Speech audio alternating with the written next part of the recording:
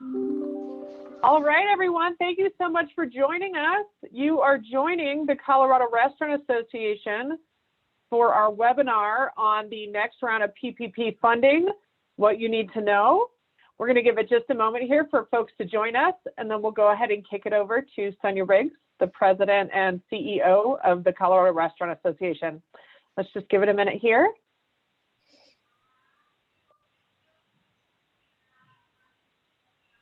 All right, Sonia, if you'd like to take it from here. Thank you. Hi, everybody. As Sally Ann said, I'm the President and CEO of the Colorado Restaurant Association. I appreciate you taking the time to be here with us today. First, I want to just take a moment to acknowledge that we know many of you are at your breaking point or soon to be there, and the uncertainty that we face as we continue to see the pandemic dragging on, the slow distribution of vaccines, and just a lot of, and now sadly, cases are starting to go up slightly in Colorado. We hope that turns back around. But we know that you need relief, and please know that we are fighting on your behalf every day at the local, state, and national level. Yes, we're excited about this next round of PPP. We are under no impression that this is going to be the silver bullet for you. We know that this is just going to be a Band-Aid, hopefully, to get you through the next 6 weeks or so. We've been very strongly pushing for, and along with our partners at the National Restaurant Association, for additional restaurant-specific relief once the Biden administration officially takes over. And so know that this is a top priority for us. We'll continue to update you as we know more on this, but please know that we are well aware that this industry needs a lot of help. And we're doing everything we can to get that for you. But PPP is why we are here today. Today, we are joined by Torben Welch and Rachel Farr, two attorneys from our Legal Resource Center partner, Messner Reeves. They will be reviewing the next round of PPP funding and what you can expect. Torben is an equity partner with Messner Reeves, handling corporate, real estate, and intellectual property property matters in a variety of industries, including the restaurant and hospitality industry. Rachel is a partner in Messner Reeves' corporate practice group. She advises a wide variety of clients, including public and private companies, on organizational, general corporate compliance and governance, mergers and acquisitions, corporate finance, private equity, and securities matters. Additionally, she has advised clients on state and federal regulatory compliance matters relating to a number of regulated industries. Just a couple of notes here. If you have any questions and or comments, which I suspect we'll get quite a few today, you are, and you're listening to the discussion on your computer, please use the Q&A function in your Zoom window. We will be posting a recording of the discussion in about 24 hours in the COVID-19 Resource Center on the CRA website. I would also invite anybody, as a reminder, if you don't get your questions answered today, depending on how many we get, we are not sure if we'll be able to get through all of them.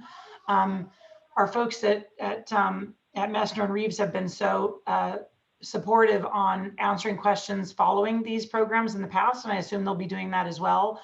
So we'll be compiling your questions. Anything that's not answered today, along with, you can always reach out to us at info@corestaurant.org, and we'll continue putting all those questions together, and we'll get them out in our emails as quickly as we can get them answered. Just know that some of this can be time consuming, especially when we've got hundreds of questions like we did last time. So with that, without further ado, I'm going to turn it over to Rachel to get us started. Rachel? Great. Sonia, thank you so much for that introduction. And, just to hit on what Sonia said, we are more than happy to answer questions, field complaints about the bills, try and help you sort through this. I know a number of you have taken advantage of the pro bono program that we've had at Messner Reeves since March to help with COVID-related issues. If you haven't already done so, or if you have, I would encourage you to continue to reach out to us with questions. We're more than happy to help. We've loved working with the CRA and love helping its members. And this is such a tough time, and we want to be able to provide whatever support we can. So that being said, there's a lot of ground to cover today. I know we've all been impatiently awaiting the new stimulus bill, which we're going to be talking about today. Specifically the Economic Aid to Hard-Hit Small Businesses, Nonprofits, and Venues Act, known as the Economic Aid Act, or just CARES 2 for ease of reference. It's been a long time coming, and there's a lot of changes in there, some very, very good for the restaurant industry specifically and small business generally.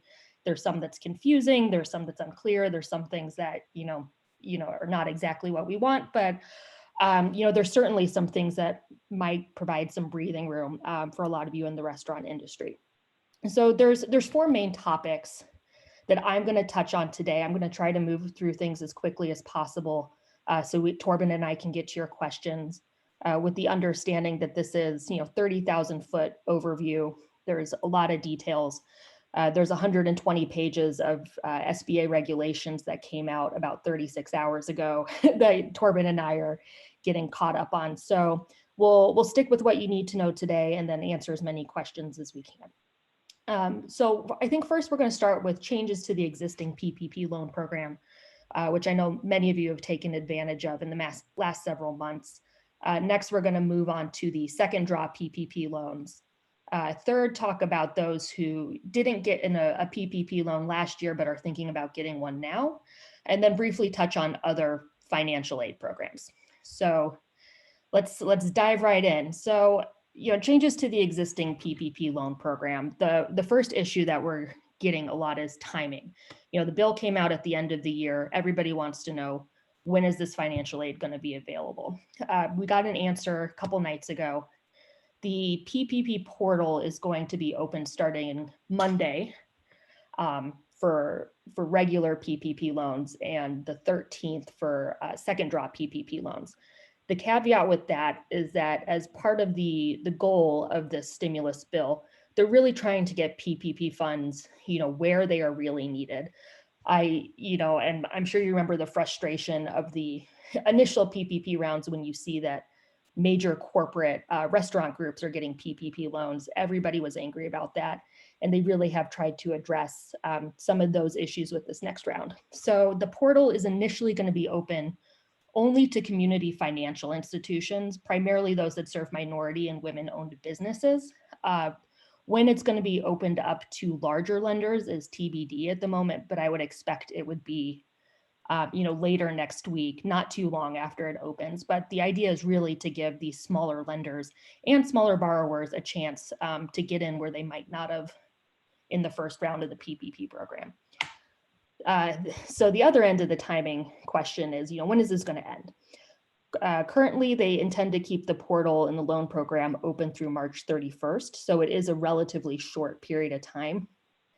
However, as we saw with the first round, funds can and probably will run out. So I would encourage anyone who is interested in either getting a second draw PPP loan or exploring other financial options, get on it as soon as you can. At least be prepared for the possibility of getting some of this aid. Okay, so with that, there are some really important changes to existing PPP loans, many of which address consistent complaints that we heard from borrowers over the last several months. The first is with respect to tax treatment.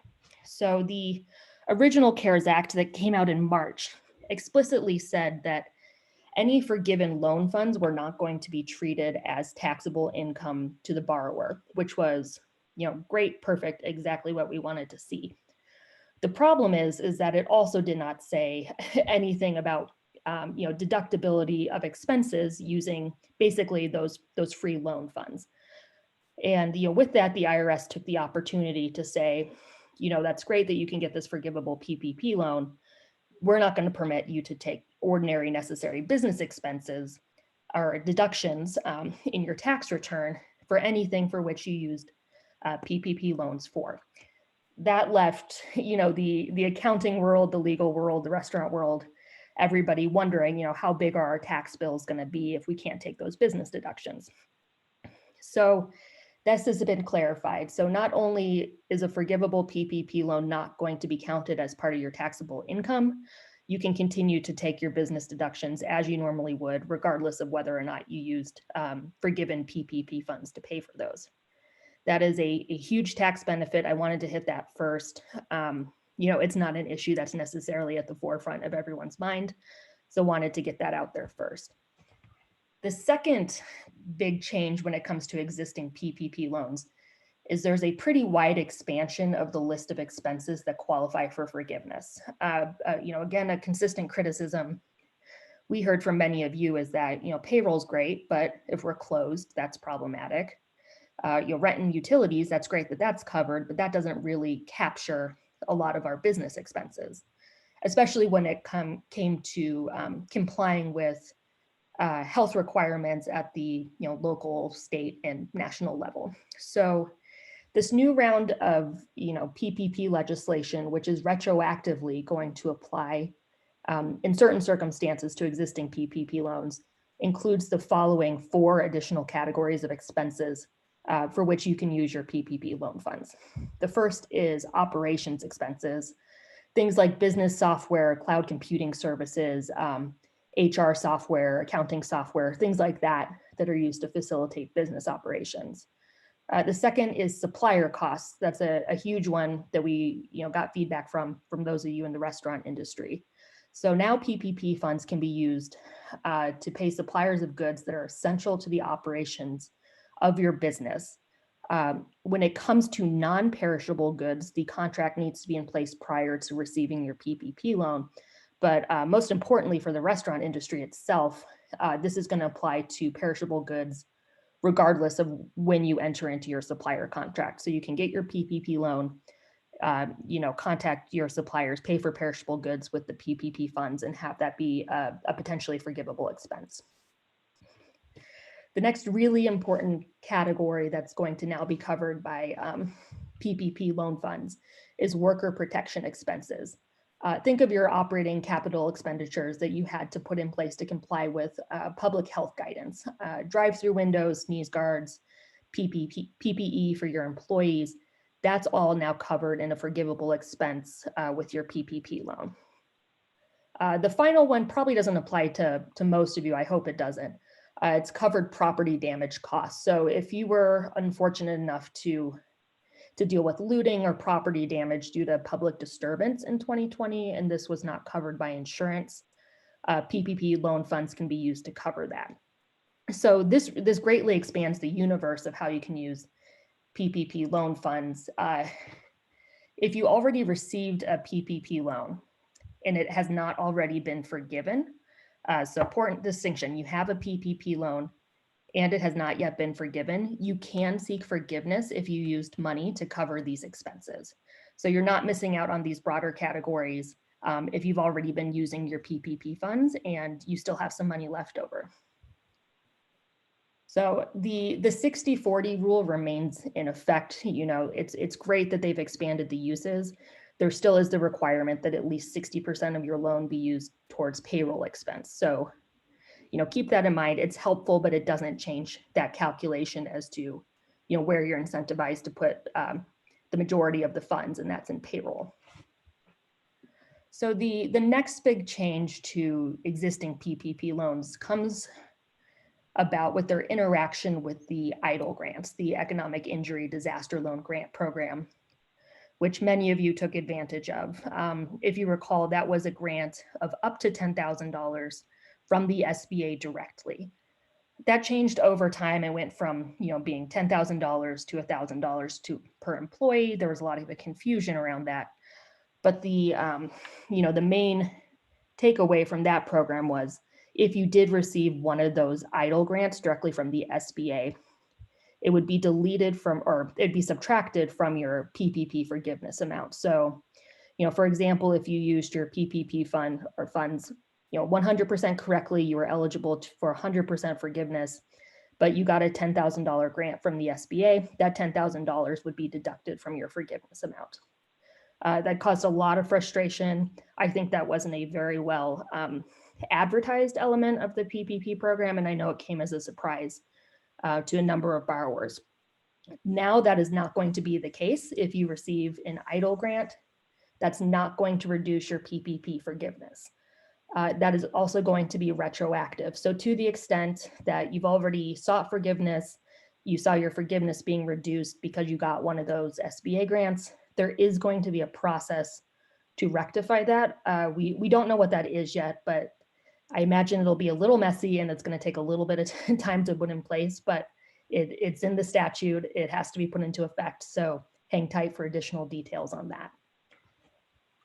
So the next change is just kind of a reiteration of what we've heard before when it comes for the loan forgiveness period. Original CARES Act PPP program was 8 weeks to use your loan funds. As we really quickly learned, 8 weeks was not enough and 16 weeks was not enough. And it wasn't until very late in the year when we were given the option to expand that forgiveness period from 8 weeks to 24 weeks. So in this CARES 2 Act, that has been memorialized. Any new PPP loan, the borrower is going to be able to choose what they want their, quote, covered period to be, the period of time in which you have to use your PPP funds in order to qualify for forgiveness. So the borrower is going to be able to choose what period of time is going to work for them, anything between 8 to 24 weeks after the loan is dispersed. Just a couple more here changes to the PPP program, trying to get through them quick, but as you can see, a lot of changes that came through at the end of December. Another issue with the PPP program is a lot of borrowers became concerned that they might not technically be eligible for the program. There was a lot of talk of, major corporations returning their PPP loans. And I know a lot of smaller borrowers, didn't want to risk it for themselves, weren't really sure how this was going to all shake out. Either returned the loan that they did receive, withdrew their application, or took a smaller amount than they were otherwise entitled to.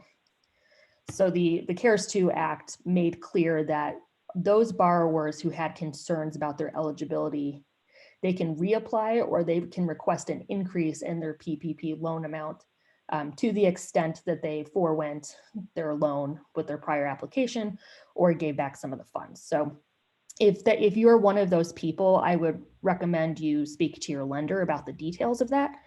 Do know that is an option if you need additional funds. Final thing I want to hit on with changes for existing PPP loans is the topic everyone cares most about, which is forgiveness. There was a lot of talk over time, and I know one of the things everybody wanted to see the most in any subsequent legislation was sort of blanket forgiveness for loans under a certain size. We got a little bit of benefit towards the latter months of the year, saying that loans under $50,000 would essentially, have blanket forgiveness. That, that only helped a certain number of people. So in this new legislation, that has been upped to $150,000. So if you have a loan and it was $150,000 or less, there's going to be a greatly simplified forgiveness application. It's essentially a one-pager. You make certain certifications that your loan was used for appropriate purposes. You disclose the number of employees you were able to retain and keep on payroll using your loan. And that should be it. Greatly simplifies the process. There's not the major documentation requirements that there are with the early forgiveness applications. There is the requirement that you retain your records for up to 4 years. And there is going to be an SBA audit program for some of these loans. We don't know what that's going to look like. I think it's probably reasonable to assume, you're not going to undergo an audit if you had a loan of $150,000 or less. But, as we've been saying all along, keep good records, maintain them for, at least 4 years. So in the event that anybody does ask questions, you'll be able to respond to them. But if you haven't applied for forgiveness yet, this is what we were looking for, is a, more or less blanket forgiveness for loans under a certain size. So as you can see, a lot of changes to the existing PPP program. Those all more or less carry over to the second draw PPP loan program, which is a little narrower. Not everybody on this call is going to qualify for the second round PPP loan. In most respects, it's going to be just like the regular PPP loan program that we're used to. It's a little more stringent as to who qualifies. And again, that goes back to the overriding goal of making sure that the money is ending up in the hands of the people who really need it, avoiding the situation where, Potbellies is taking the PPP money when they might not need it. So the second draw program is for, same eligible entities, small businesses, nonprofits, sole proprietors, independent contractors, who have exhausted their PPP loan in the first round. This is the same timing here. The portal is going to be open through March 31st for the second draw program, or any prior date if the loan funds run out, which is a possibility. So like we said, prepare early if this is something you're interested in. So like I said, there's stricter eligibility requirements for those seeking a second PPP loan. Basically, number one, you need to have exhausted all of your initial PPP loan funds, and it has to be on eligible expenses. I know there are some people early on who took a look at the forgiveness criteria, saw it for the mess that it was, and says, I might not get forgiveness, but I need to use this to cover supplier costs. I need to use this to cover something that isn't, at that time a permitted cost. If that's what you did, it's going to render you ineligible for the second draw here. But most people I talked to, they did try to use their loan to the extent that they possibly could for the appropriate expenses. So, probably a concern for some people, not others. To be an eligible borrower for this second round, you need to have fewer than 300 employees rather than 500, which shouldn't be a problem for most people on this call. But the primary stricter criteria on this is that you need to have experienced greater than 25% reduction in gross receipts during any quarter in 2020 relative to the same quarter in 2019. So alternatively, you can look at 2020 as a whole, all 4 quarters, as compared to 2019 as a whole. Basically, you needed to have seen a 25% reduction in gross receipts, which is any and all revenue in whatever form received, basically, how much money came in. For most people in the restaurant industry, I don't think that criteria is going to be a problem. I do know there are some restaurants that have done gangbusters during this time. Just know that criteria is out there, for our industry, should be an easy one to meet, but just know that you are going to have to prove that.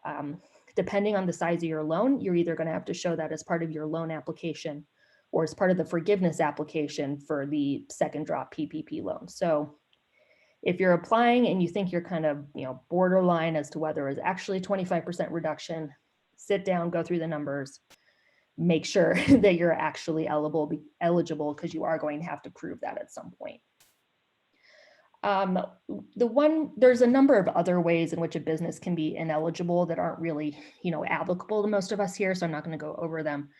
The one additional criteria that might apply is that you are not going to be eligible for a second PPP loan if you're permanently closed. So, if the events of the last several months have meant that, you couldn't keep afloat, you've made the difficult decision to close, but you still have expenses, you still have things that need to be covered. Let's say you're not quite out of your lease agreement and you still have rent payments. Unfortunately, you're not going to be eligible for this second PPP program, which, is hard, but it makes sense when you think that, this still is the Paycheck Protection Program. They're trying to get the money in the hands of people who are keeping individuals on payroll, and that does remain the overriding goal. So if you're permanently closed, renders that a bit moot. So stricter criteria, I think many of us would fulfill those if you want to get a second PPP loan. The loan amount is going to be similar to the first round of PPP loans. It's, the maximum loan amount is going to be average monthly payroll costs multiplied by 2.5 for most industries. For the restaurant industry, it's 3.5. So maximum loan for restaurant and accommodation industry is boosted a little bit.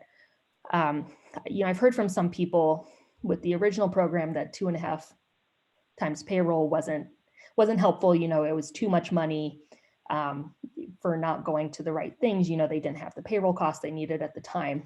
But under this second draw PPP, you do have the option of getting a slightly higher maximum loan amount. Maximum for anyone is $2 million instead of $10 million for the initial loan program. But do know that there was, that specific benefit for the restaurant industry put into the second round PPP program to allow them to get a higher loan amount.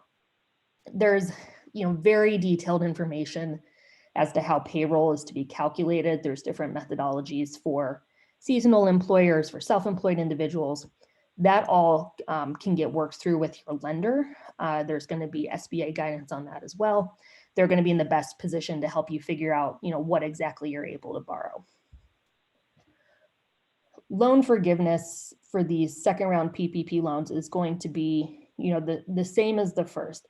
There's the 60-40 breakdown. You have to spend at least 60% of it on payroll, no more than 40% of it on other eligible expenses, including those expanded areas of eligible expenses we talked about earlier.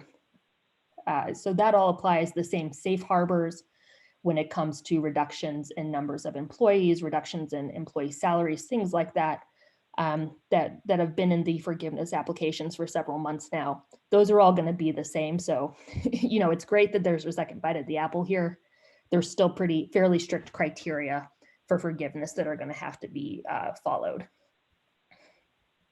Then the final point on the second round PPP loan, going along with the same line of trying to get PPP funds into the hands of the people who need it most, there's a number of set-asides for certain groups of people who were essentially shut out of the first PPP program.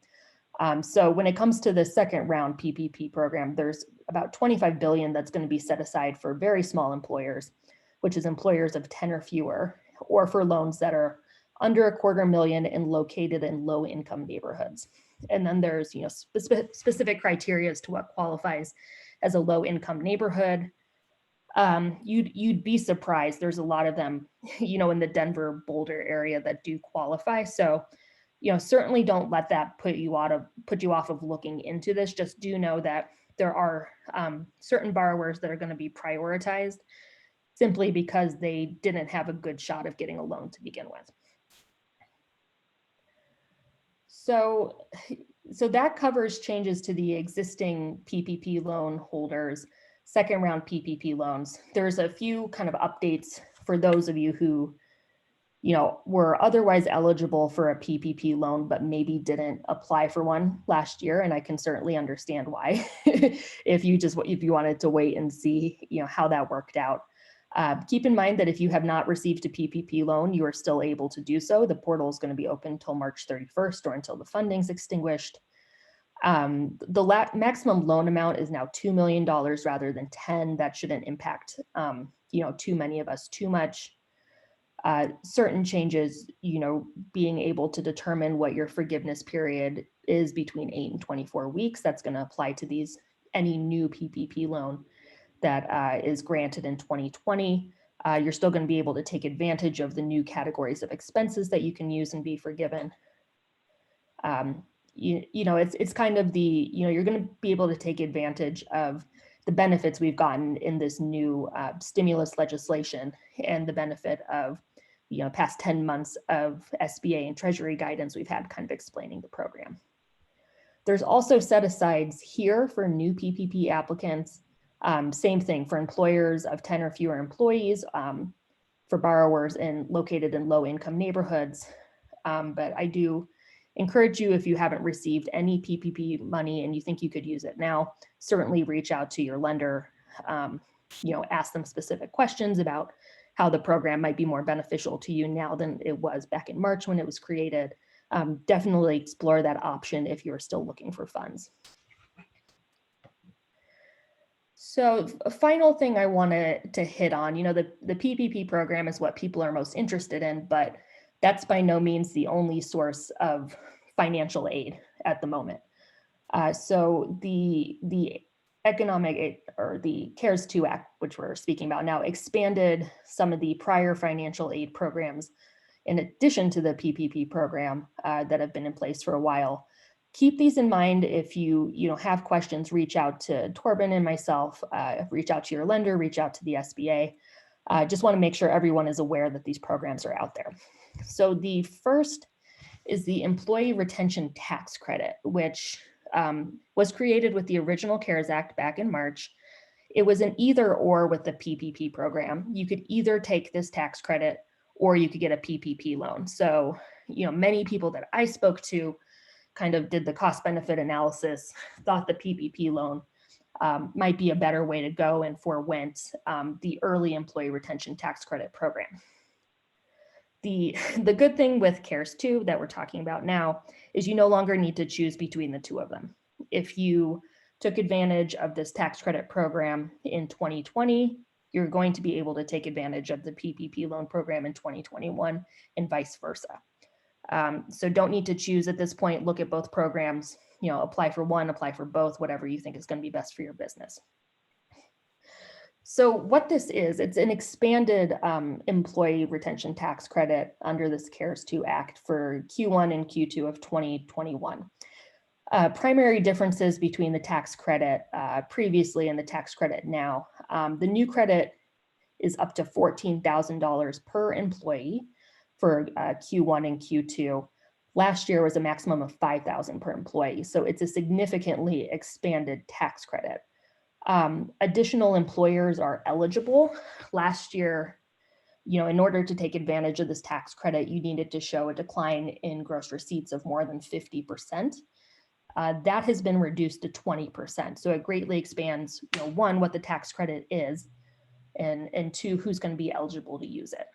It is also refundable, which is an incredibly important aspect of this. That means that to the extent, you qualify for this tax credit, but the way it works out is there's some balance left over. You don't owe quite as much as you think you might. It's refundable, so any additional funds that don't go to reduce your tax burden here, you should get a check for the balance there. If you are interested in that, I would recommend speaking with your company accountant. They can certainly help you with that. We do. Torben and I have tax colleagues who can answer questions as well, but probably your CPA who you're working with is best positioned at this point to help you work through that. The next program is one that I think probably most of you are familiar with, which is the Economic Injury Disaster Loan Program. That was the grant of up to $10,000 that you could receive. Not even forgivable, it's just a grant to use as you will. It did not need to be paid back. That program became a little bit of a mess, to put it mildly. It went from $10,000 to $1,000 per employee to, I know that some people who requested it received, anywhere in between there. That program has been, refunded. There's additional funds. It's reopened. The priority is for small businesses with less than 300 employees located in low-income neighborhoods who have experienced a 30% reduction in gross receipts during any 8-week period between March and December of last year. So that program is open. I would encourage you to look into that to the extent you didn't receive one of those EIDL grants last year. Just know that there is going to be priority given to those smaller businesses in harder hit areas. That very well could be many of you, but just know that that's where they're going to be looking first. Let's see. Okay, so the two more programs to cover quickly, then we'll open it up to questions. The next is grants for shuttered venue operators. This is a new program under the CARES 2 Act. It's a $15 billion grant program for certain live venue operators who've experienced at least 25% drop in revenue. Those are grants that come directly from the SBA, up to $10 million or 45% of gross earned revenue in 2019. Kind of like the PPP program, there's specified expenses that needs to be used for. So payroll, rent, utilities, PPE, things like that. It's going to prioritize those venues that have lost 90% or greater venue. Most are going to qualify for that, given that most live entertainment venues have been shuttered for a number of months. If you think you qualify for that, and you're interested in the PPP loan program, do know that that is a one or the other thing. You're going to have to choose between getting one of these venue operator grants or the PPP loan. Not going to be eligible for both. If you think you're eligible for both, certainly look into it and see what might be a better fit. Ultimately, a business decision as to where you want to put your efforts in those applications, but certainly prepare them both. Be ready, explore what your options are. So the final financial aid program I want to talk about is another expansion on what was in the original CARES Act, and that's the SBA loan debt forgiveness. So the CARES Act, as passed last March, provided that for certain existing SBA loans, primarily small business loans, that you could have received, under better circumstances for buying a business, for business expansion, the SBA was going to pick up 6 months of payments for that, which is great. And at the time that sounded incredibly generous, but as we all know, this is all stretching much further than 6 months. So under the new legislation, those payments have been expanded. The SBA is going to make additional monthly payments for both existing SBA small business loans and new SBA small business loans. So to the extent that you have an existing loan under any of the SBA programs, 7A, 504, the microloan programs, do reach out to your lender and see how that's going to work. You're going to get some additional help from the SBA there. For anyone who is, curious about those loan programs, this is kind of outside of the, the national disaster financial aid programs like the EIDL grants, the PPP loans. These are standard business loans that, you can get through a lender under the SBA auspices. Look into that because the SBA is going to be picking up payments for 6 months for new loans under those programs. So, there's a lot more detail to all these programs, but just want you to know that, it's not just the PPP loans, it's not just EIDL grants. There are a number of other programs under the new stimulus bill that you can take advantage of. We would encourage you to, ask questions about them, look into all of them. This legislation makes it easier to take advantage of multiple programs at once. So, look into what's out there, see what's going to be a fit for you, see what you're eligible for, and then kind of make your business decisions from there. So with that kind of information dump, I apologize. I know it's a lot. The stimulus bill is a 5,000-page piece of legislation. Tried to, condense it down to what you really need to know for highlights. But, before we open it up to questions, just want to reiterate, please reach out to Messner Reeves with questions for pro bono assistance. We'll do our best to answer as many questions as we can, but, getting into the nitty gritty things like that, we're happy to take it offline and talk to you further.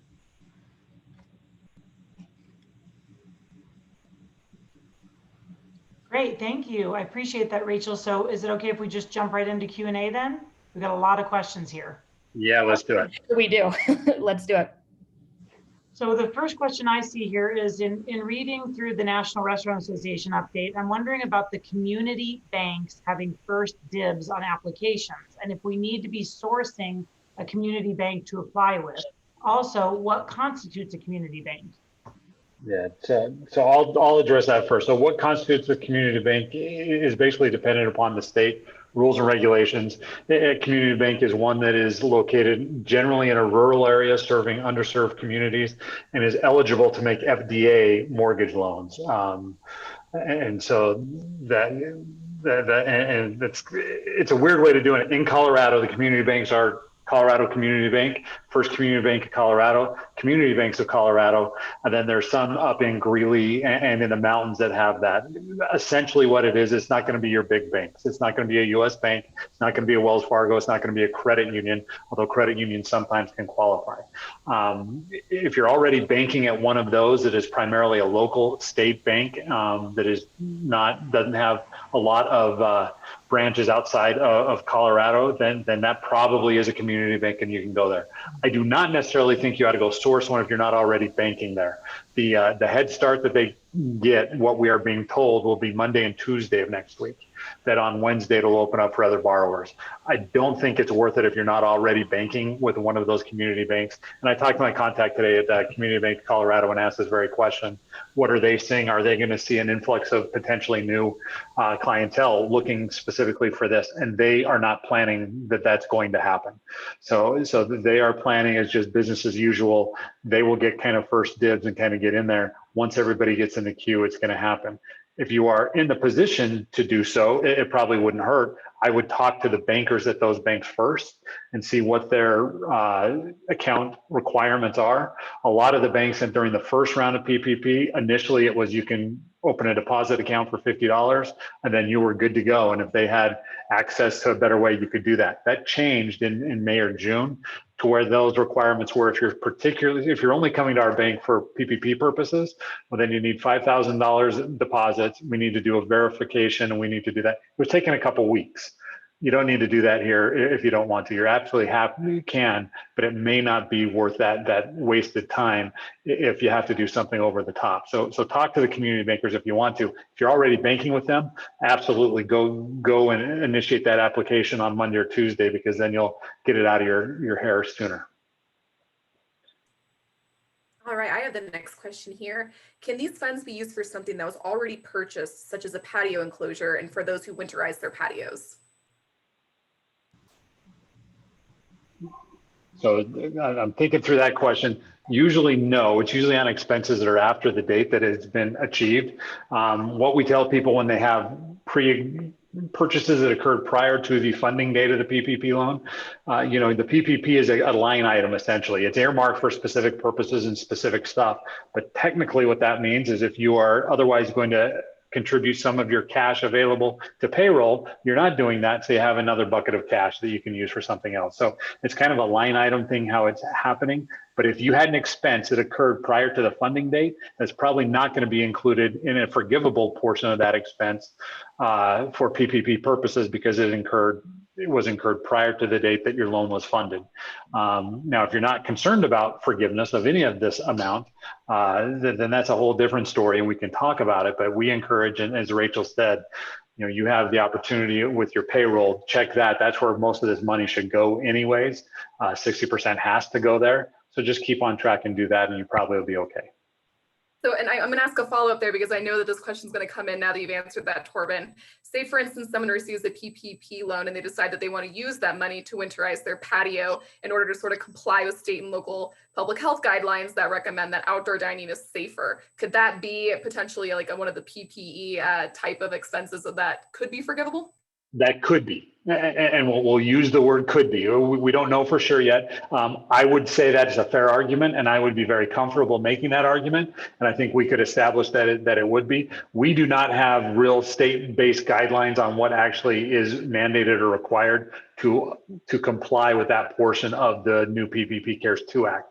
So it just kind of depends, but I would say that would be something that's very viable because the Act does allow the PPP and safety expenditure to comply with state and local ordinances. We just need to make sure that it was actually done for that purpose. And we're not trying to back in on that. Hey, now that I can do it, and yeah, we probably had to do it back in September. I don't need to do it now, but let's do it and see. That's where we become a little more dicey on forgiveness side. So I've got the next question, and this has come up a couple of times. In the PPP round 2, it refers to 2 quarters. Do these have to be calendar quarters, for example, January through March, April to June, or is this any 3-month stretch of the year? I believe it just refers to calendar quarters.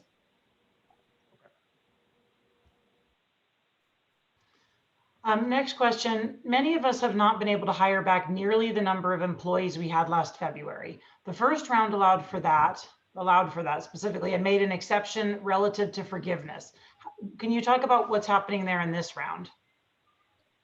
Yeah, absolutely. So any of those safe harbors that were created for the first round PPP program, as it relates to businesses being unable to get back their numbers for whatever reason, whether it was complying with state and local health ordinances, trying to hire employees back and getting rejected, all of those are going to apply to the second round PPP program. So you can take advantage of those for forgiveness to the extent you need to for your second PPP loan.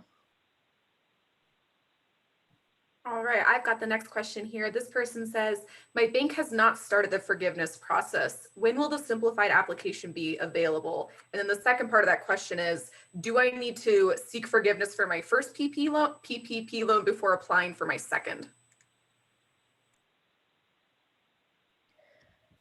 Yeah, I can field that one. So the simplified application form for loans under 150,000 has not come out yet. The SBA is required to do so by January 20th, so it should happen soon.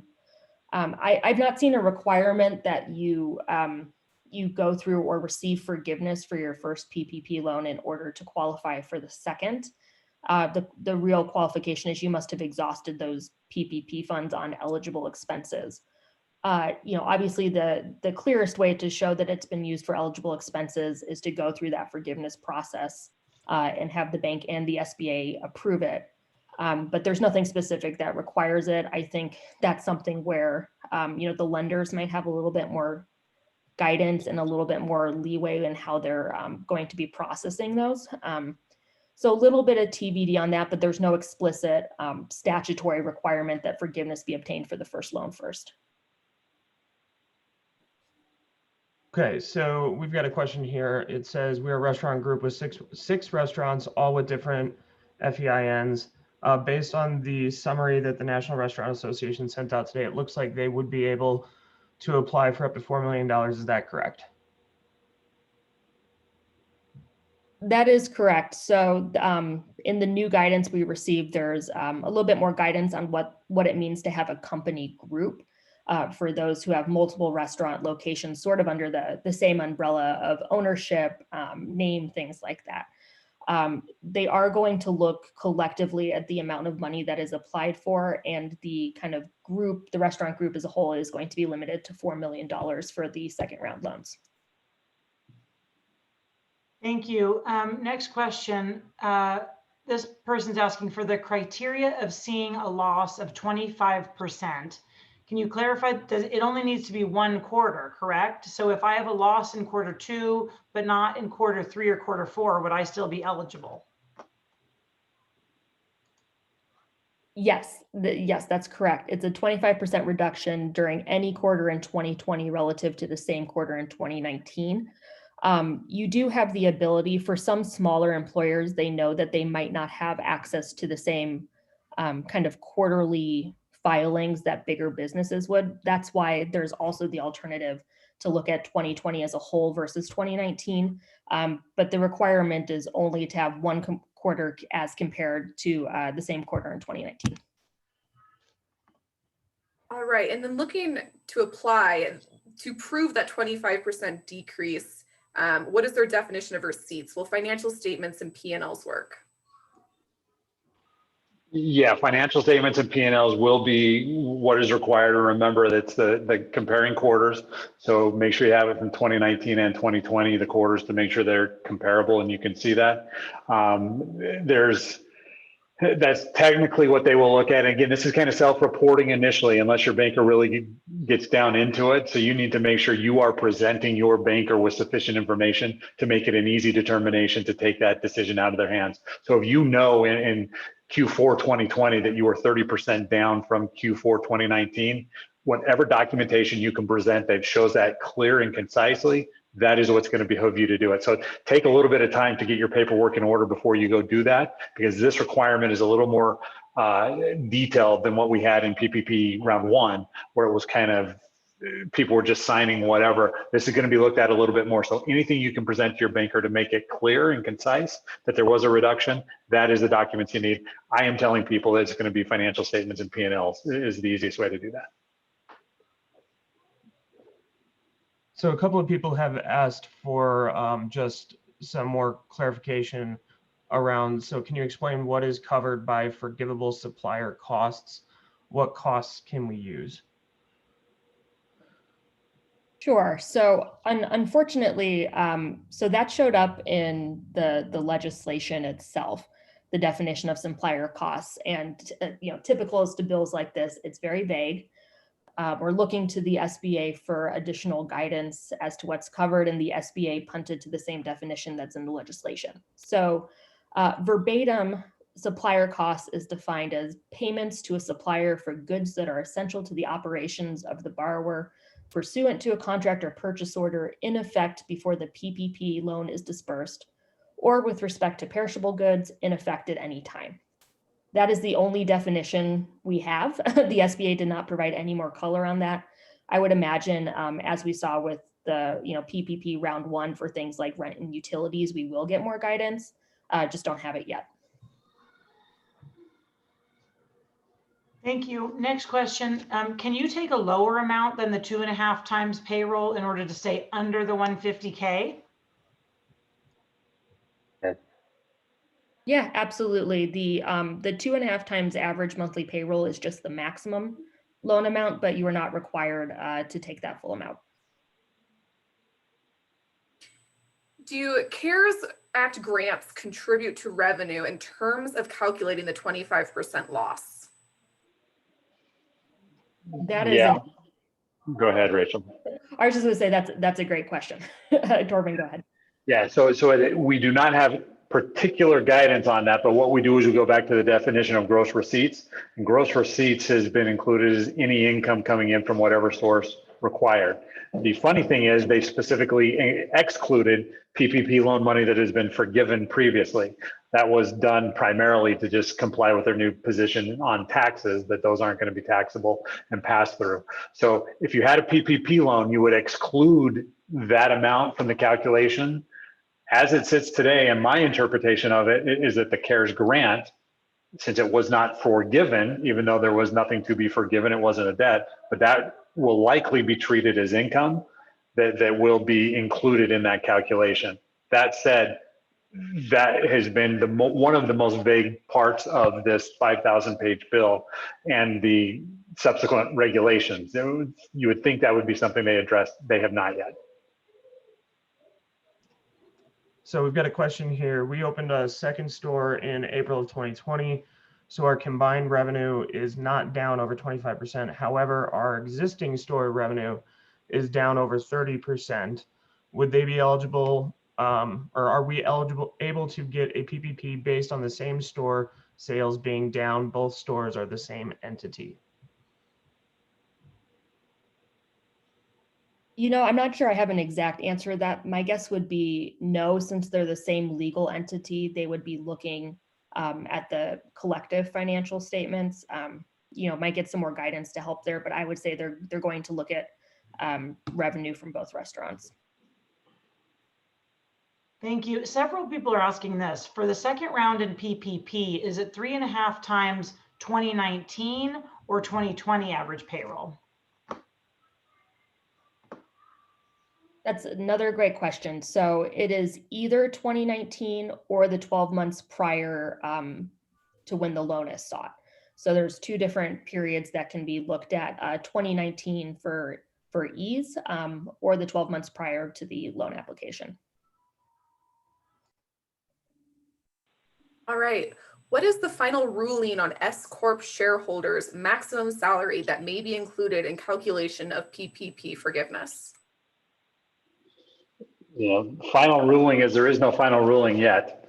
They keep going back and forth. As it sits right now, if you are an S Corp owner and you are receiving a salary, we have seen both of those being applicable. One as a salary that would be capped at 100,000, and any distributions that you take would be not applicable for PPP purposes. But there are still cases pending in front of the appellate boards of the IRS to get a determination finally on that particular issue. So it has not been resolved, at least to satisfaction where I'm able to tell you one way or the other how that's going to play out. It's a tricky question. It's always been a tricky question. So I don't have a great answer there yet, other than say it's not clear what they're doing. And these regulations did not address that issue satisfactorily. So we're still going to have questions on that. That's an accountant side probably is a little bit better on how to get into those deep details than we are. So question here, if our restaurants are temporarily closed at this point, planning on reopening in March, do you think that I'll have a chance to apply in the beginning of March to cover the upcoming payroll cost? It's my understanding that the covered period will start as of the date the funds will be deposited into the bank account. Yeah, that's correct. And that's something that's going to be very hard to predict.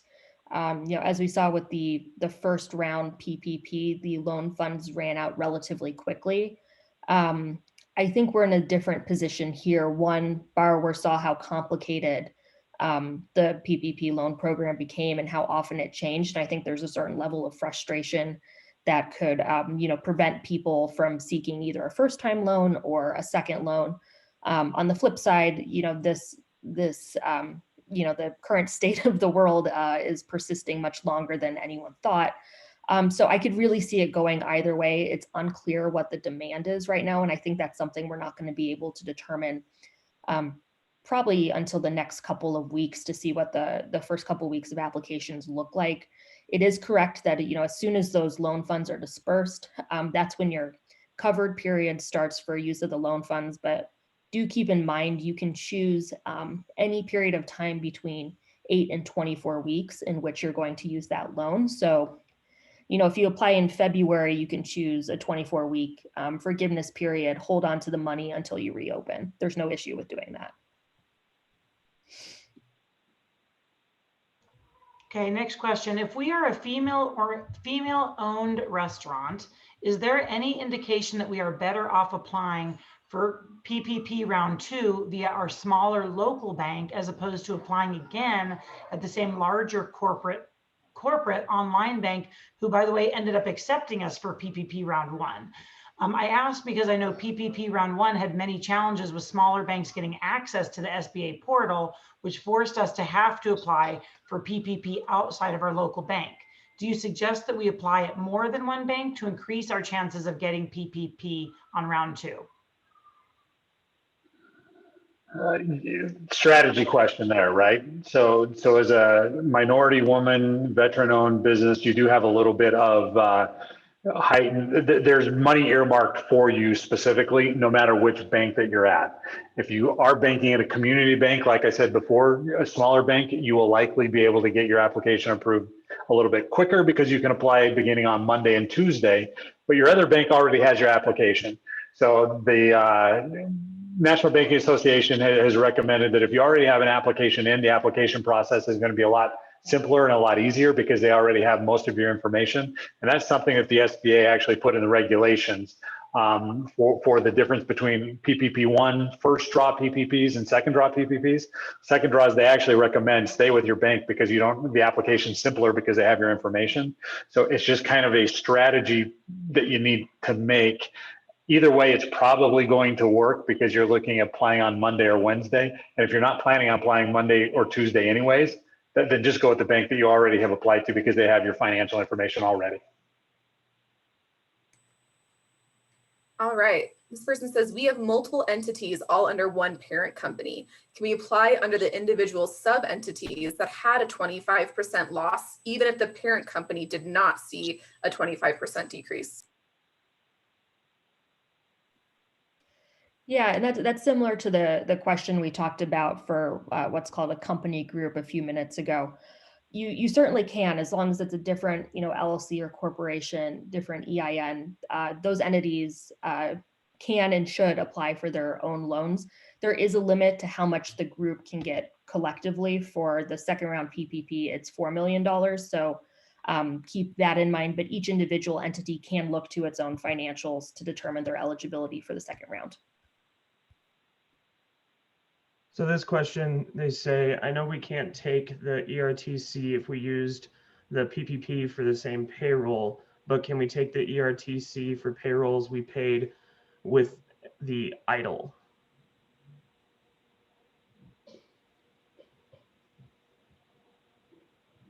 I'm not sure I know the answer to that.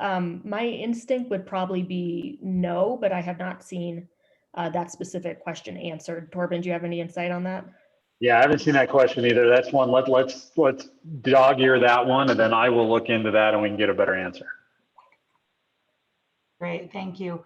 I do want to remind people that we are going to do the best we can, like we did before. If Messner Reeves is open to doing this, and maybe I'll ask you to do this quickly, to help us put together a summary for all of you on whatever we know. And as Q&A is coming in, that'll help shape what that looks like. But we'll certainly put all that information up as soon as we can on our website and get it out to you in emails.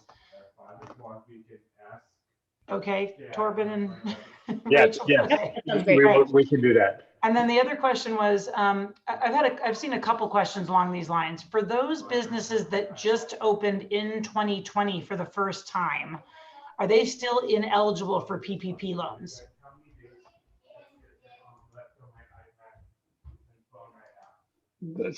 Ask that again, Sonia. So we've received a number of questions from businesses that don't have the year-over-year comparison. So they just opened up in 2020 for the first time. Are they still ineligible, or is there any changes for eligibility on PPP loans with those businesses? You know, they have to be open by February 15, 2020. So if you opened after that date, the PPP is not going to be something you can take advantage of. The other loan options and the other grants that are available, those are available to those people. So that's what you would look at. And those are the ones that Rachel talked about. And if you need more information on that, reach out to us. But the PPP remains that February 15, 2020 date. This kind of follows one of the earlier questions that was answered. This person says, how does the next round of PPP interact with other state and city loans or grants that the business has received? Those also need to be deducted from the calculation? Yes. I guess this is very similar to that. If we received a PPP in the first round, does that count as receipts and therefore shrink or eliminate our year-over-year revenue decline of 25%, or is PPP not considered receipts? It will not be considered receipts.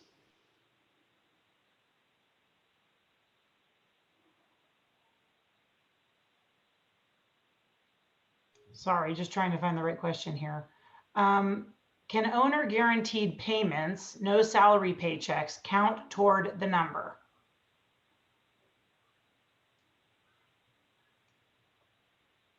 Is that a question as whether it can count towards calculation of payroll costs? That's my assumption. They didn't clarify. Okay.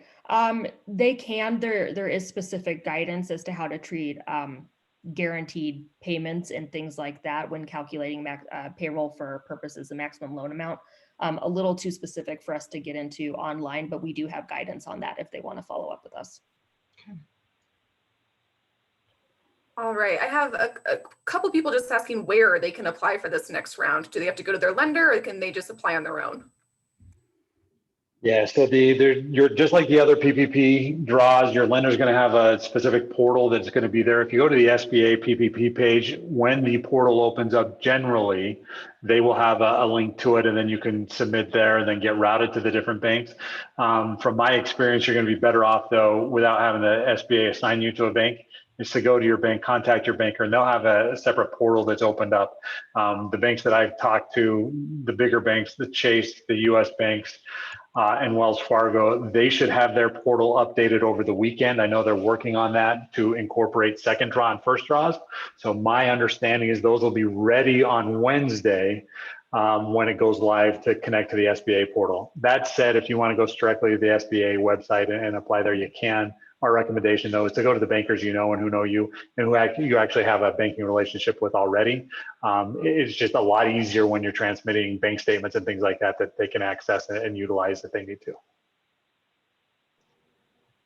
So what time period will be compared for FTE for round 2? While we would want to use the 2019 average payroll, we don't have that many employees now by half. What would be the look back period for FTE comparisons?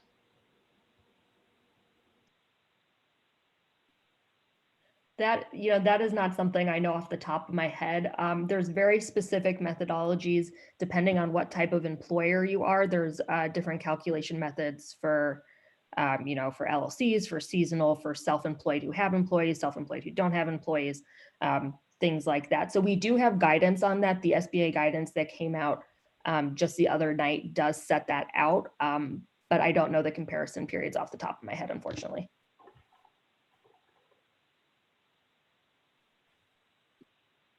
Sonia, you're muted. Sorry, one person's asking, we would calculate payroll based on the current minimum wage, correct?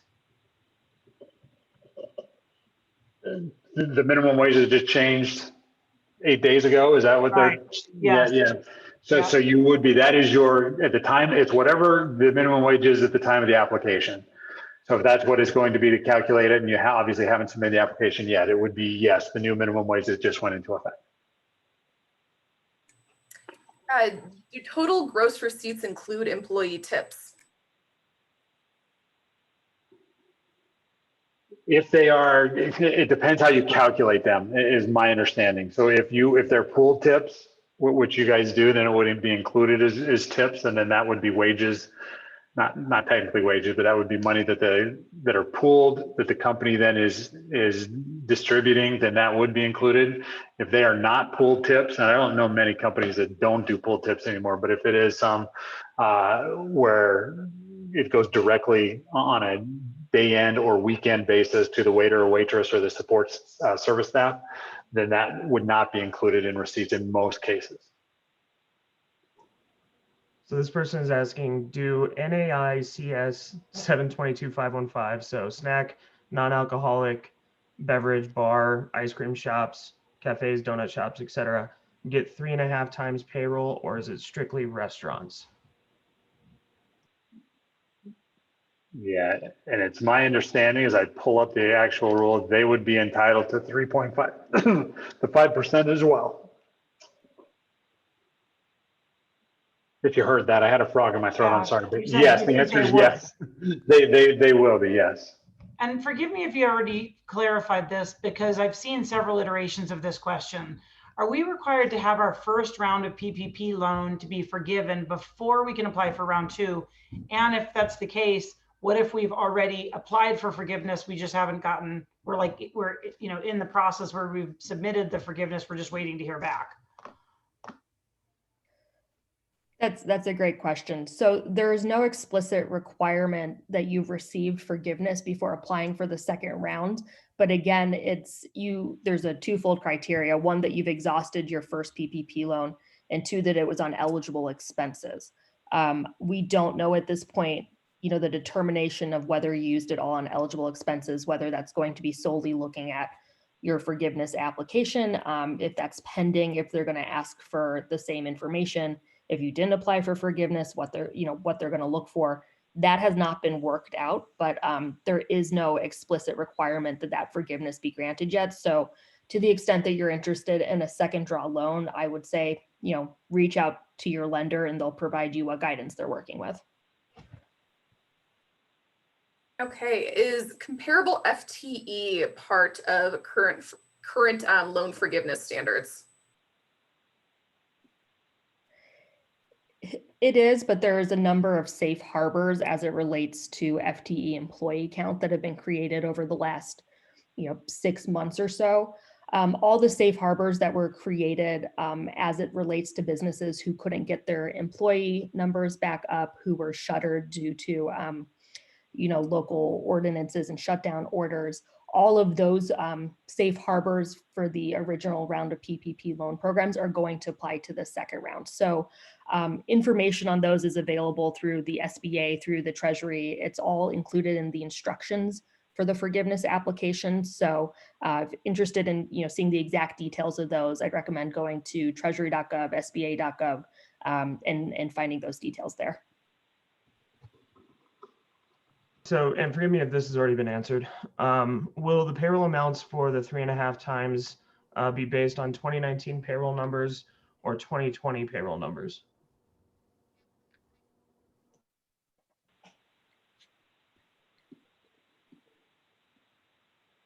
Yeah, so go ahead, Rachel. I was going to say that was a couple questions ago when I said, I don't know the exact comparison periods off the top of my head. There's probably 5 or 6 different methodologies, all using different comparison periods that are in the SBA guidance. The specific information relating to loan calculations, we can certainly help you dig into that. That's all going to be in the loan applications themselves and what needs to be worked through with your lender in order to either get a second draw, or to the extent you didn't get a first round, a first PPP program. So that's information, again, available on government websites. It's going to be in your lender information. And, to the extent there's questions, we can talk about it offline. Happy to help with that. Thank you. Can you talk about any updates on the original requirement of full-time equivalent staff levels and what constitutes a full-time equivalent employee?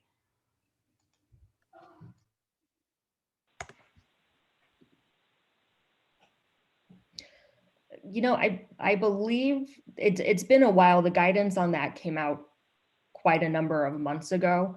I believe it's calculated using a 40-hour work week. Yeah, for details of that, that again is included in all of the instructions to the forgiveness applications that are available through the SBA and the Treasury as to how to calculate your FTE numbers. But I believe what that settled on was an FTE is a 40-hour employee. Yeah, and that's correct. I'll just chime in there. Yeah, that's correct. There's a 40-hour employee. And so we know that doesn't necessarily coincide with the federal requirements of what is a full-time employee, but for PPP forgiveness purposes, it's 40 hours and they'll compare it to 40 hours. So in some cases, if you have an employee that, if you have hours, 80 hours that you're trying to get forgiveness for, it may be 2 or 3 employees from 2019 who are working, 32 hours. And, that's how you get to that number. All right, and then when looking to calculate that payroll amount, does that number include anything that goes on paychecks, including tips, auto gratuities, vacation pay, et cetera, as long as it's paid out on paychecks? So tips, if it's paid out on paychecks, that goes kind of the pooling. Yes, it does. Vacation hours that are paid out, yes, will be included as well. But what it will not include are your payroll taxes. It will not include anything else that employer deductions that are taken from that will not be included. So if you're contributing your portion of the of FICA and that kind of stuff, do not include that amount, but you can include those actual amounts that are paid out, including sick leave and vacation time, that would be included as wages. So can I just ask a clarifying question there, Torben, before we shift? This person says, did wages paid out under the FFCRA for when an employee is sick or experiencing symptoms of COVID-19, can that amount be included or excluded in that payroll calculation number? It can be included, yes. All right, so this restaurateur says approximately 50% of our revenue comes from our restaurant/tap room, but we file a consolidated return under a different NAICS code. Can we still receive the 3.5 time payroll instead of the 2.5 time payroll, or do we have to prorate payroll between the different parts of the business? Yeah, so those codes, I mean, if it's a code 72 and that's where you're trying to look at to get some sort of benefit that's there, that would be separate. And so it's going to be whatever the code is that you're filing under is going to be the one that is the key there. So that's the primary aspect of it. So take a look at that one. If you need to prorate and kind of split it out internally in your books, you can do that. But as you file, it still comes back to one time.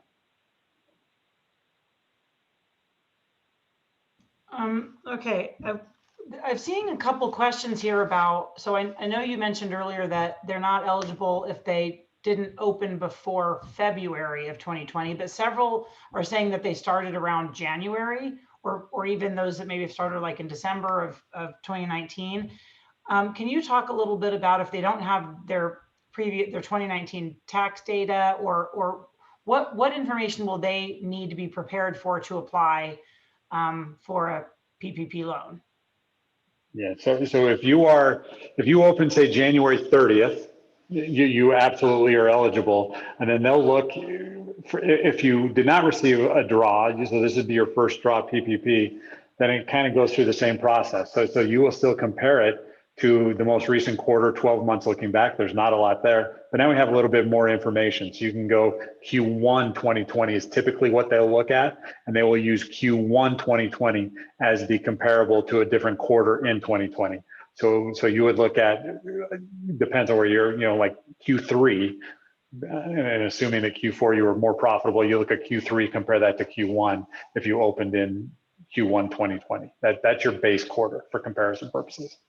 Thank you. All right, several people are asking, do you know if the application for this next round of PPP loans has gone live anywhere? People are asking if they can review it to prepare themselves to apply later. Yeah, I have not seen that live yet. Rachel, have you seen it yet? No, it's not. And again, the portal doesn't open till Monday. So I would imagine that we'll see it in the next couple of days, maybe over the weekend, but not out yet. Do new expense rules apply to previous PPP funds in terms of proving you have exhausted those funds? No. So if you were under the prior PPP and application there, those rules will not apply, and that usually works to the benefit. However, there are some not requirements. There's some exceptions where if it benefits you, there can be some arguments that those new rules are applicable in certain instances. That's a case-by-case basis. So if you have some particular specific case, reach out to Rachel and I, and we can take a look at it a little bit closer. Is there going to be, or where is the comprehensive list of what PPP funds can be used for or to ensure forgiveness? Is that something that it sounds like they're still working on, or is that already posted somewhere? So it's kind of all over. So just a little bit of background about how the SBA and the Treasury released this newest round of guidance that covers the second drop PPP loans and these changes to the original PPP program. The Treasury posted what they call interim final rules on both the existing PPP program and second round earlier this week. And what they did is they sort of consolidated all of the interim final rules that they have done on the PPP program for the last, 10 months at this point into one place. So treasury.gov is going to be the best place to find the consolidated guidance on this that should include, the information we have to date, which, in some cases is extremely helpful. In some cases, is bigger than we want to be. But that really is my go-to to where to find, this guidance, this information, treasury.gov. It should all be in one place right now. And again, if you're looking for something specific, Torben and I are both very familiar with this guidance, so we can help point you towards the right direction.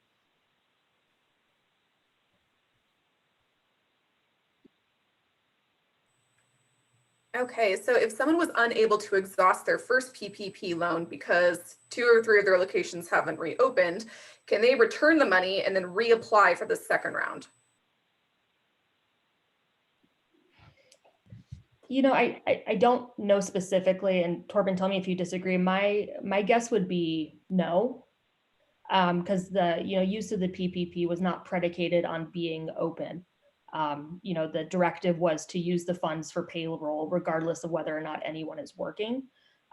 So my guess, I wouldn't take this as gospel, is that would be looked at as not exhausting your funds. Yeah, I would agree. I think that's how it's going to be viewed, that exhaust actually means utilize. And if we're just returning them to pay off the loan, because that's how it would be treated, is paying off that loan, then it would be as if no PPP was ever received. And then just a second sort of part of that question, how does one prove that they have exhausted their first PPP loan? So that's a great question, and it's one everybody asks. Again, these are not, there's not separate PPP earmarked money and you have to only use that and you can only pull them from one location and do that. These are lumped in. So you guys are all going to have kind of the same issue where, hey, we just viewed this as operational income that we had to get out of. So it's going to go down to your books and to your P&L statement. And so it's what they will look at is you received $100,000 on May 1st, 2020 is PPP expenses. For the next 8 or 24 weeks, or in the time period that you end up choosing how you're going to do it, let's go and see if you use that amount for payroll. And if during the next 8 weeks or 24 weeks or whatever term we use, $100,000 was utilized in payroll expenses, that would be proving up exhaustion of those funds. It becomes more nuanced when you're not open, when you have a much larger expense, and then when you're trying to utilize something else to qualify for. But what we tell people is it's called the Payroll Protection Program. That's the easiest way to guarantee that it'll be forgiven and deemed to be exhausted, is if you use 100% of that for payroll expenses. For those employers that cannot use all of that for expenses, you again are entitled to use 40% of that for other eligible expenses. So first, what you look at is calculate what your payroll expenses were during that period of time, so you come up with a number. If that's under the amount of your payroll, then go to the next one. What else is an eligible expense for forgiveness? Oh, I can pay some rent. So calculate your rent and do that. It's going to be up to you, not to your bankers, not to anybody else, to present that information. But that's how we are recommending, and that's what we're kind of telling people to do. Look first at your payroll expenses, and then if you have a delta there from the amount of your costs, go find those other expenses that you utilize that are legitimately used and eligible, and then we calculate that, put it on a nice spreadsheet, bring your P&Ls, and then show that, walk your banker through that, and then that's how you prove that it's been exhausted. I just have two quick questions here.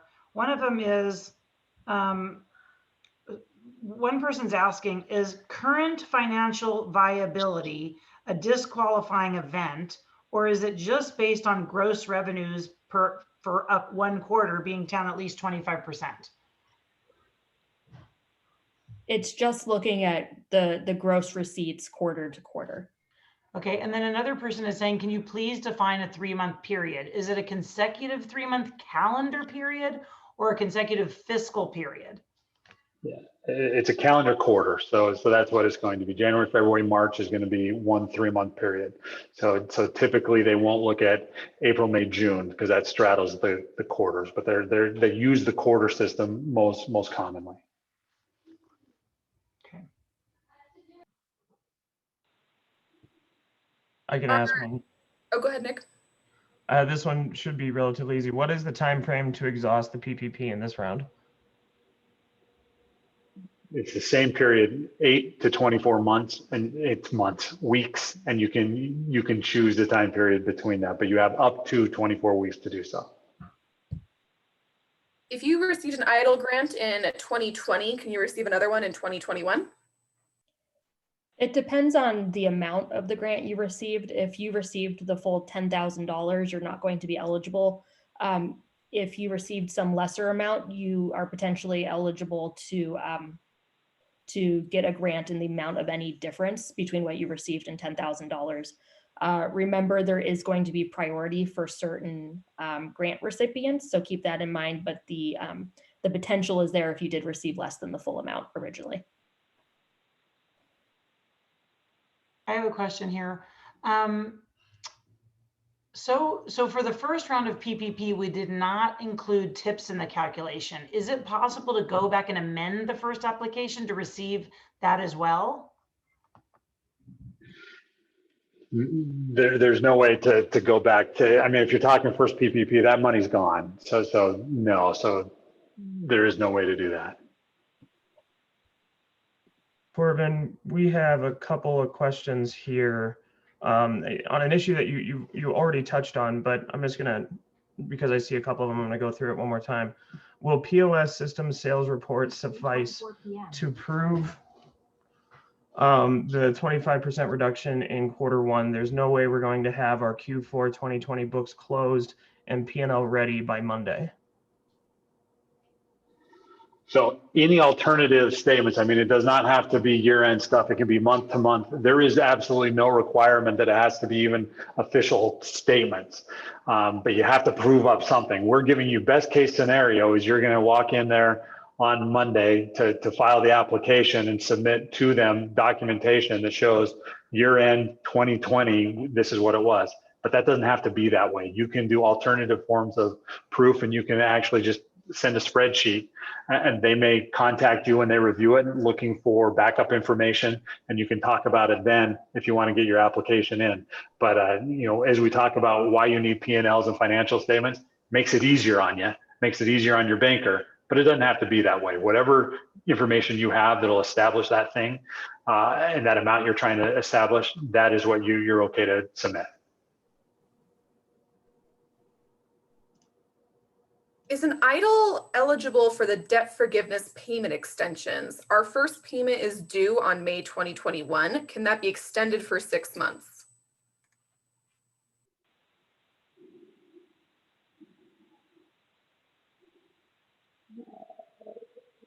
Repeat that. Let me rethink that as you say that again, Molly. I'm sorry.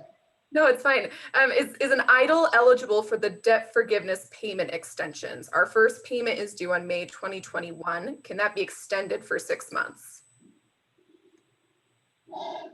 I believe it can be with permission from the lending institution, I think is how it reads, but I'm not 100% sure on that one, but that's something I can look up as well.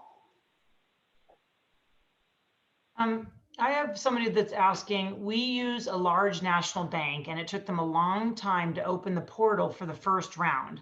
I'm afraid the funds allocated for this type of bank may be exhausted before our bank gets its portal open. I assume my only option to avoid this would be to try another bank, correct? Or are they allocating each of the large banks a certain amount of funds as well?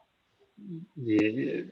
On the background side, we don't know if they are allocating those funds. I mean, there was a lot of press and a lot of bad press related to that. And so that is why they came up with this 2-day head start to community banks and then for minority lenders. I have been told that there is no allocated money after Wednesday to particular institutions. Take that for what it is. I would assume there probably is some allocation. But to answer the question, you can only apply through a bank or the SBA that assigns it to a bank. So if your bank doesn't have their portal up and you want to apply, yes, your only other option is to apply through a different bank. And depending on your relationship with them, if you have one or not, it'll depend on where you get slotted in their queue. So this person's asking, my bank has not yet began the forgiveness application process for the first round. Should they be concerned? No, that's commonplace. Remember, if you're going to apply for the second draw, all you needed to establish is that the money has been exhausted, not that you have received forgiveness. It doesn't even say you have to apply for forgiveness. So it's not a big deal. Many people, I think the numbers that I saw were about 80% of the loans had not applied for forgiveness yet because they were waiting particularly for this bill to come in because of the tax implications of it. Because then they were either going to not apply for forgiveness and just take the tax deduction on the pass-through expenses, or they weren't. So you're commonplace there. Do not be concerned about that. Some of the major banks, Chase in particular, has opened briefly and closed it back down because the application is changing. That $150,000 application is going to be new. It's going to apply to most of the borrowers. That has changed, so they pulled those down. So it's not a worry, not a concern. If you're concerned particularly about the second draw PPP, all you have to do is establish this has been exhausted. You don't have to establish that you've been forgiven for that amount. For the employee retention tax credit, you mentioned that the new qualification is a reduction of 20% in sales. Is that for the entire year of 2020 compared to 2019, or does the quarterly method apply here as well? For example, what if we only had reduced sales of 20% or more for 2 quarters in 2020? Would we still qualify for the employee retention tax credit? It's on a quarterly basis. So you're looking to see whether you get that percentage reduction in the quarter in which you're looking to apply the credit. I want to be respectful of time because we literally have 1 minute left. I'm going to ask a super simple question that someone is asking. What payroll information are we going to need for the second round of PPP?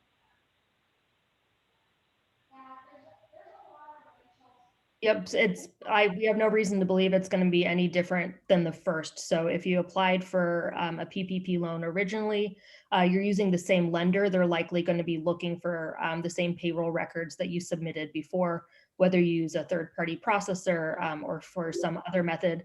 But there's nothing in either the new legislation or the guidance that stipulates different payroll records be used. Sorry, can I just ask one more question? Because I think this is probably going to be helpful for a lot of people. And then we'll let you go and any last words you want to say. But do most banks know when they will be starting to take applications? My bank says they have no information about when they will have one. Should I be concerned? Yeah. I mean, just like the last rollout, I think this will be a little bit better because the community banks got a little bit of a head step on these regulations where most of the world saw them on Wednesday. They actually got those over the weekend. So they didn't get a huge head start, but they got a little bit. So I think it's going to be a little bit different this rollout. However, if you recall back in March when we did the first round applications, it was 2 weeks before portals were open after the date the SBA said they were going to start start making loans. So I don't have any reason to believe it's going to be that delayed. It would not surprise me though if people are looking to do this. May not happen. But like I said, I've talked to the national banks and their IT departments, and they have confirmed to me that they are updating wire files and all the interfaces this weekend, that it should be ready to go on Wednesday. But the question is, do they have the bankers in place to do that? Again, that second draw was not really contemplated until early December. So they had transferred all of their employees from PPP review and issuing to PPP forgiveness. And now all the forgiveness applications are still coming in, and now they're going to have a lot more. So it's going to be allocation of employees and resources at these big banks. I've been told by the National Banking Association that Wednesday is the day and they all will be ready. Don't be surprised if they're not, but I think their hope is to get this done, to get it through and make the process much smoother than it was in the past. Thank you. Listen, thank you all for being here. I promise you, we will not ignore your questions that have been unanswered, and we'll work with Messner Reeves to put together a Q&A and get that out to you. They've been so gracious about letting you also reach out to them directly. We'll make sure that we've got their information on a follow-up on our website and in our emails, so you can easily find how to get in touch with them. Torben and Rachel, are there any last words you'd like to part with? But I would just say one more time to the folks on the call, sit tight. I promise we'll get you more information as we have it. Continue to look at our emails. If you're not getting our emails for some reason, you can go to corestaurant.org, the coronavirus resource section. It's easy to just sign up right at the top of that section. But I'll leave any parting words with Torben and Rachel. Yeah, I'll go first and let Rachel have the last word. Much like the last PPP rollout, where we had update 1, update 2, update 3, update 4, and it kept kind of coming out. They intended this not to be, but it was a rush through bill. It was a tag along bill, the largest bill that has been presented in several days in the history of our country. So there are going to be kinks that are going to happen. And when we understand with the new administration coming in, that's probably going to affect it as well. So there will probably be some updates. So that should not stop you from applying for your loan. The updates are going to relate to the forgiveness side of it.